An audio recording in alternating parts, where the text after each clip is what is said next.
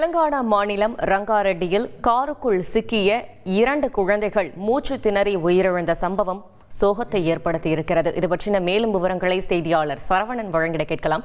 சரவணன், வணக்கம். இந்த சம்பவம் தொடர்பான முதற்கட்ட விசாரணையில் வெளிவந்திருக்கும் தகவல்கள் என்னென்ன?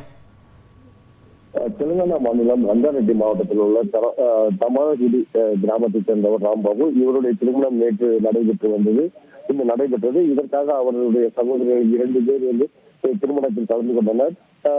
சகோதரியின் மகளான 2 குழந்தைகள் தன்மையாசிரி அந்த அபிநயாசிரி 2 குழந்தைகள் உள்ளனர். அவர்கள் அந்த திருமணம் முடிந்த கையோடு அருகில் நிறுத்தி வைக்கப்பட்டிருந்த காரில், அந்த உறவினர்கள் காரில் ஏறி விளையாடி கொண்டிருந்தனர்.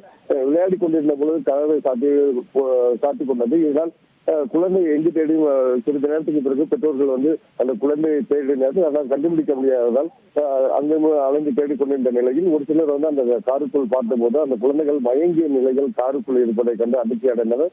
உடனடியாக கார் கண்ணாடியை உடைத்து அந்த குழந்தைகளை மீட்டு மருத்துவமனைக்கு அழைத்து சென்ற போது அங்கு மருத்துவர்கள் மருத்துவ பரிசோதனை செய்து குழந்தைகள் இறந்து விட்டதாக தெரிவித்தனர்.